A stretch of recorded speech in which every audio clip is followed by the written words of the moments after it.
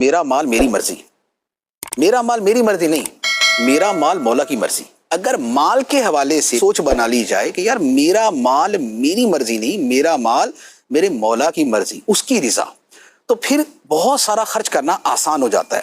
جس مال کو ہم اپنا مال سمجھتے ہیں اور جس مال کے ایک ایک جز کو ہم اپنا سمجھتے ہیں، اس کے بارے میں اللہ تعالیٰ کا فرمان ہے فی اموالہم حق معلوم للسائل والمحروم، کہ ان کے مالوں میں ایک معلوم حق ہے سوال کرنے والے کے لیے اور محروم آدمی کے لیے۔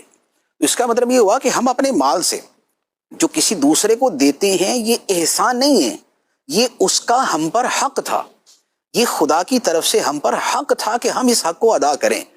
تو حق کو ادا کرنا، اپنی ڈیوٹی کو ادا کرنا، یہ احسان نہیں ہوتا۔ تو لہٰذا اگر یہ والی سوچ ہو نا کہ ہمارے مال میں ان لوگوں کا حق ہے للسائل والمحروم، آج کے زمانے میں جو لوگ ہیں یا وہ سوال کرتے نظر آتے ہیں یا کم از کم محروم تو ضرور، ٹھیک ہے۔ اچھا، اب اس کا جو اصل مصداق ہے، جو ابتدائی مصداق ہے، وہ تو زکوٰۃ ہے کہ اس کا حق معلوم ہے، حق معین ہے۔ لیکن زکوٰۃ سے ہٹ کر بھی اللہ کی راہ میں دینے کی جو آیات ہیں تعداد بہت زیادہ قرآن پاک میں، یعنی کہ 4-5 موضوع ہیں جن کی سب سے زیادہ آیات ہے، ان میں سے ایک اللہ کی راہ میں خرچ کرنا، غریبوں کو دینا ہے۔ تو اگر یہ سوچ ہو نا کہ میرے مال میں جو مجھے دینا ہے وہ حق ہے، وہ میرا احسان نہیں ہے، تو پھر یہ دینا جو ہے یہ آسان ہو جائے گا۔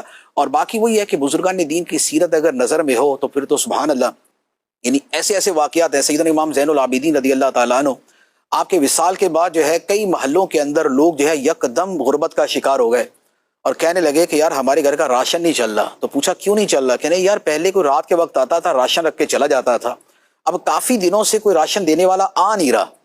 تو پھر تحقیق کی تو پتہ چلا کہ جس دن سے امام زین العابدین رضی اللہ تعالیٰ عنہ کا وصال ہوا ہے، اس دن سے راشن پہنچنا بند ہو گیا، کیونکہ یہ رات کے وقت جو ہے وہ اپنے کندھے پہ راشن رکھ کے لوگوں کے گھروں کو باہر رکھ کے آتے ہیں۔ تو اب جو دینے والے ہیں اور جو وسیع القلب ہیں، جو سخی دل ہیں اور جو سخی خانوادے سے ہیں، تو ان کا جو دینے کا انداز ہے وہ یہ ہوتا ہے۔